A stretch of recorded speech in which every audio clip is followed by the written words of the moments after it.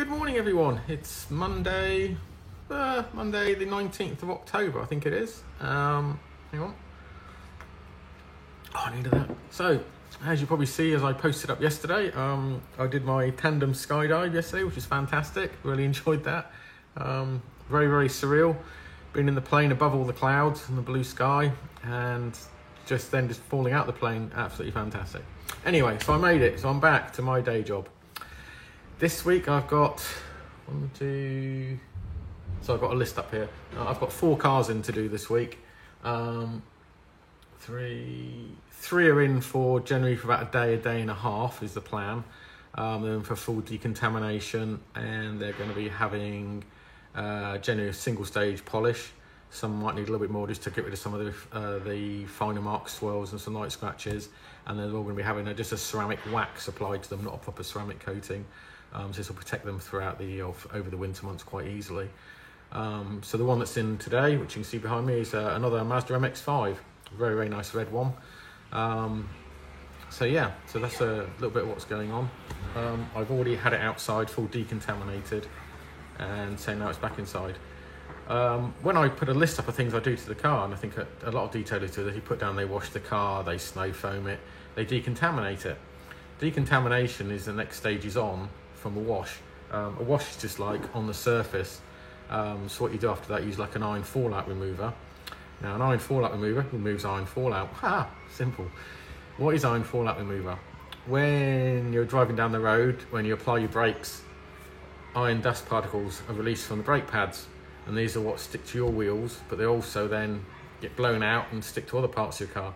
Other cars driving down the road, when they brake, dust comes off and then gets onto all the paint of your car. Industrial estates, all sorts of places where you drive, iron fallout is in the air. What this does, it clings onto the paintwork of the car, and it's got jagged little edges in them, tiny things, you can't see them, they're microscopic, but they cling onto the clear coat, and what they can do is eventually sort of attach itself into the clear coat so you can get moisture under there. So after a longer period of time, they can actually cause damage, which is why you find on your alloy wheels, when you try and clean them sometimes, you've got lots of black bits on there, which won't come off with a wheel cleaner. That's the iron fallout, which is actually bonded into the clear coat, so it's quite tough to get it out. So that's part of the decontamination process. So I do that on all the full details that I do on the cars. The final stage is claying. And again, I just take it for granted that people know what it is, but I've had people messaging me saying, well, what's this clay stage all about? I don't understand. Clay, which is what I've just finished doing on this Mazda. It's been outside, washed, decontaminated, and the final stage, bring it in, clay the paint. All the cleaning of the car gets it as clean as it can do, but there's still contaminants bonded onto the paint which can't be removed by any of the washing stages. So using clay, which you heat up, so I put it in a bucket of hot water, and then spray water onto the car, and as you put this clay, you rub it across the surface, and what it does, it then pulls off all the contaminants which are still bonded onto the paint. And as you can see on this bit here, and you can see how dirty that is, both sides, that was a clean bit of clay. Now all these bits are all being pulled off the paintwork. So as you can see, so now if you put your hand across the surface of the paint, it's ultra smooth. All you're left with now is a really clean surface, which has all these scratch marks in it, the swirls and everything, which is now the next stage, which is where you do the detailing or the correction stages. So that was that. I'll just show you in a minute. I'll go around the car. The car is, well, it looks generally good condition, but under closer inspection, you can see it's had. Let's have a look. It's a 2007 car. It's only got 30-odd thousand miles on the clock, so it's ultra low mileage, and so from a distance it looks really nice. But on close inspection, I'll do a video in a minute, you'll see all the marring and the paint, the scratches and all sorts, which is what I'll be cranking out next. So there you go, just a little bit about the decontamination stages. Claying is very important. There were lots of different ones on the market. As I had Jim White down here from White Details, as you know, a few weeks ago, working on the Porsche Taycan, one he recommended to me was AM Details clay, and it's the only one he uses, and he swears by it, and I have to say it is fantastic. A lot of different clays I've used in the past are very sticky, so when you have to put a lubricant on the paint first of all, and as you glide the clay over it can get very sticky, and it actually inflicts marring onto the car, which isn't a big problem because it just means you have to polish them back out on the next stage.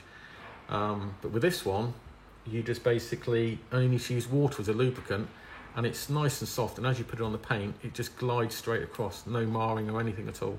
So this will be the clay of choice that I'll be using from now on. It's not very expensive either. You get a big chunk of it in there, so you'd quite easily get 4 or 5 cars out of that, no problem at all. But there you go. Another video to follow soon. Have a great day.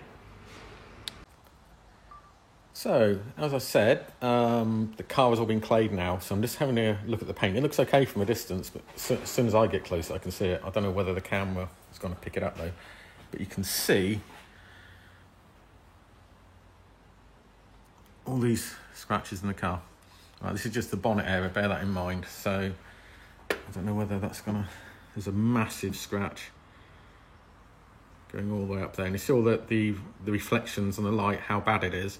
So that's all the swirling marks. So in the past it's been washed, circular motions, and it just puts all the marks in the paint. So you've got those sort of things there. We've got scratches, you can show it up on there. All just down here.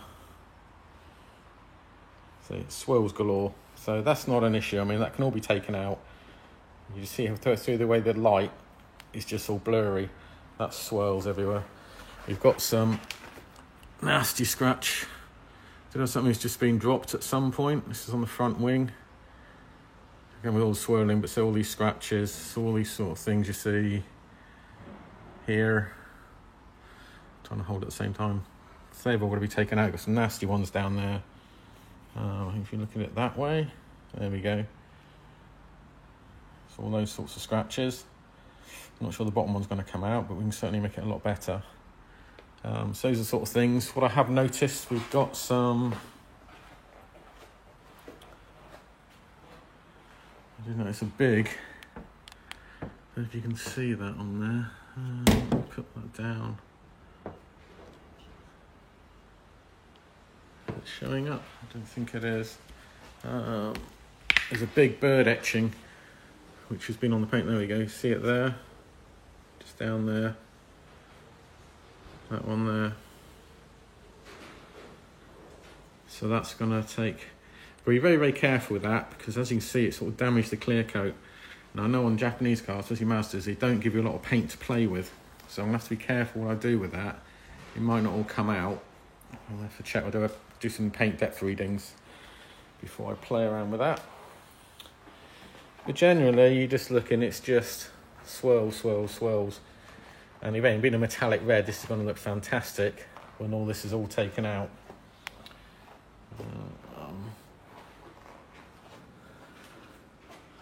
Again, it's just the boot area, same thing. Get rid of all this, and we're going to be left with a beautiful red. So there you go. Next stage, correction. Good evening, everyone. It's coming up to 8:10 on Monday evening. So I've been working all day on the Mazda MX-5 that you see behind me, and she's nearly done. I've got a couple of things to finish off in the morning, basically interior and exterior glass cleaning. I've got to vacuum the inside and clean up the door shuts, but all the main work is done now. She's come up really well. It was quite scary. You'll see, and I'll do some pictures I put up earlier on. The thickness of the paint on these Japanese cars is scarily thin. To give an idea, there are panels where a lot of the scratches are. The paint reading is 75 microns. Now, to put that into perspective, 75 to 100 microns, depending on whose head of hair it is the same thickness as a strand of your hair. So you can imagine how thin it is.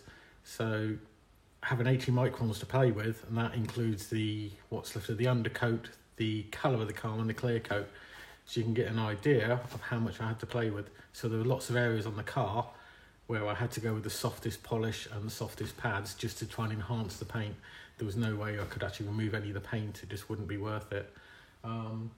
There was one area on the back above the rear, above the boot, between the window and the boot, which had lots of scratches in it. It started off with, I think it was 80 microns or 75 microns, and just by polishing it to remove some of those marks, which come out nice and easily, it put it down to 72 microns, and I don't want to go anywhere further than that. So detailing is obviously knowing when to draw the line as well. The car is 13 years old, but it still looks fantastic. But I've done got great results with it. So I'm going to come back in the morning and finish it. I've got another car outside, 8:10, which I'm going to bring in here for tonight as well. So that'll be coming in, and that'll be working on that one tomorrow. This one was meant to be about a day and a half, day and 3/4 work. But because I fitted the other car in tomorrow to help somebody out, so I've worked on longer tonight. So I started at 9 this morning, so finishing at 8. So it's 11 hours straight I've been down here doing this. So yeah, a couple of things to finish off in the morning. But yeah, let's have a look around the car. Does that turn around for me? No, let's just pause you a second. So here we go. 2007 Mazda MX-5, now looking like it's a couple of years old. So there are some marks in the paint which I couldn't get out. It's impossible, but what I have achieved though, I'm very, very happy with. I think I don't know if I showed it in the video earlier on, there was a big marking on there. So this camera's going to turn around for me. There was a big etching which had gone pretty deep. I've taken some photos of it. It's still there under certain angles, you can see it, but I've certainly, there you go. You can just see it in the top. Where is it? There, where my finger is pointing at. It's just up there. For the majority that I've got out, and still left plenty of clear coat behind. But yes, generally it's come out beautifully. Even the wheels, everything is just very, very happy with that. Lovely colour. It's similar to the Jaguar S-Type I had in last week, I think. Metallic red, it just really does pop nicely.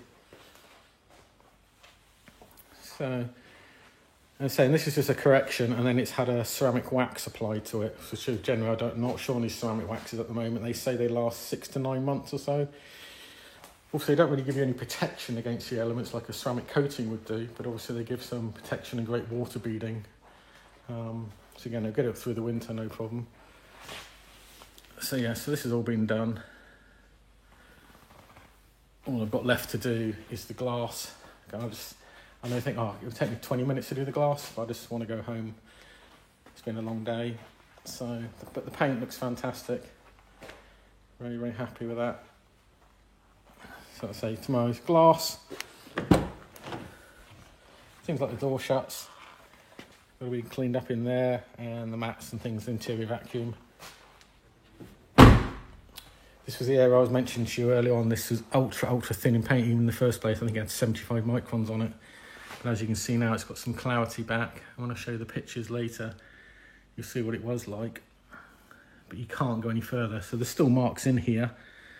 But outside in the sunlight, you probably wouldn't notice them. You can actually just see things like this. So again, you have to know where to draw the line. But there was plenty of swirls all down the paint, especially down the passenger door. But that's come up lovely now. And there was a big area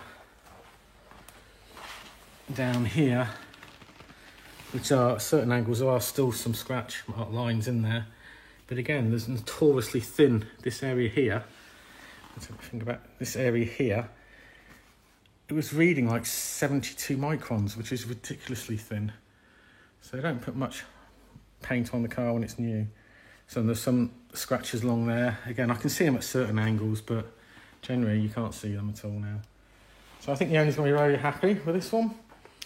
Ironically, if you remember, I had a limited edition of 30th anniversary MX-5 in, an orange one last week, or 2 weeks ago, for the finest of the ceramic coating. Well, the owner of that Mazda is also the owner of this one. So this is the one, he's obviously a bit of a Mazda MX-5 fanatic. So, he entrusted me with that one, and he's entrusted me with this one. So there you go, this is a quick video to show where we got to at the end of the day one. So just to say, if you look on up there, it's now just coming up to 8:15 in the evening. But you put a lot of hours into this. It's not a 9 to 5 job. But say if I hadn't had this other car coming outside at the moment, I'll be carrying on with a lot more of this in the morning. But now I can just come in first thing, just finish off the little touches. And there we go.